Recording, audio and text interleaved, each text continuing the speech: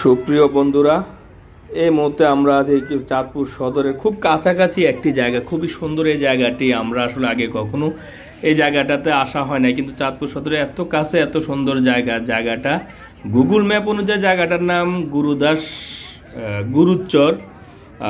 But আমরা আসা এটা হচ্ছে চাঁদপুর সদরের প্রেস ক্লাবের পিছনে গলি দিয়ে। এই জায়গাটা এত সুন্দর, এখানে বড় মাঠ, পাশাপাশি নদী, ডাকাতিয়া নদীর চর উঠে গেছে এখন। তো এই এখানে আজকে এসে দেখি মোটামুটি শত শত মানুষ এখানে। তো এখানে ঘুরতে আসে, আমরাও আসলাম। এখানে দেখি যে মানুষের অনেক সমাগম। তো সেই সূত্রে এখানে আরও একটি সুবিধা হচ্ছে গিয়ে, এখানে আপনি নৌকা পাবেন নদীতে, ঘন্টা হিসাবে, আধা ঘন্টা 1 ঘন্টা হিসাবে নৌকা বাইচ করার সুযোগ আছে। এইখানে মাঠে এক পাশে লোকাল ছেলেপেলে খেলাধুলা চলতেছে, ফুটবল খেলা। তো আমরা হাঁটতেছি, ইন দ্য মিন টাইম এক পাশে দিয়ে খেলাধুলা, মানুষগুলো আরেক পাশে নৌকা। আর হচ্ছে গিয়ে পাশাপাশি এখানে আপনার এই নদীতে বড় বড় ট্রলারগুলা আসা যাওয়া করে। এখান দিয়ে আপনি হাঁটতে হাঁটতে ঘুরতে ঘুরতে এখানে দেখবেন যে এই নদী দিয়ে ট্রলার যাচ্ছে, আবার এক পাশে দিয়ে সূর্যাস্ত দেখা যাচ্ছে। তো এই হচ্ছে এখানকার অবস্থা। বিকেলবেলা আড্ডা দেওয়ার জন্য খুবই মনোরম একটা পরিবেশ, সময় কাটানোর জন্য খুবই ভালো।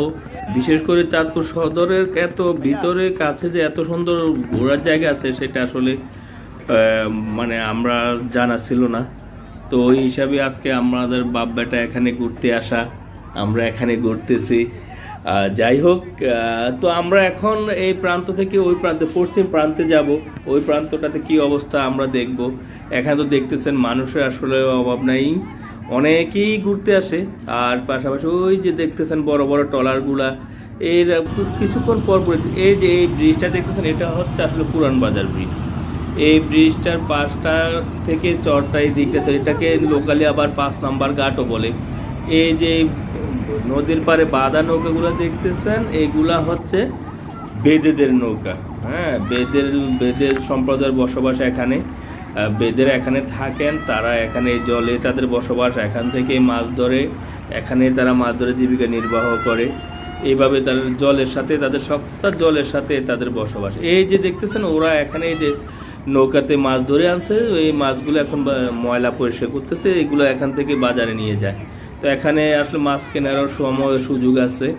এই যে এখানে তারা মাছ ধরে, মাছ বিক্রি করে, কেউ জাল রেডি করতেছে, কেউ নৌকা নদীতে করে যাবে, কেউ মাছ ধরে আসতেছে, আর কেউ যাবে।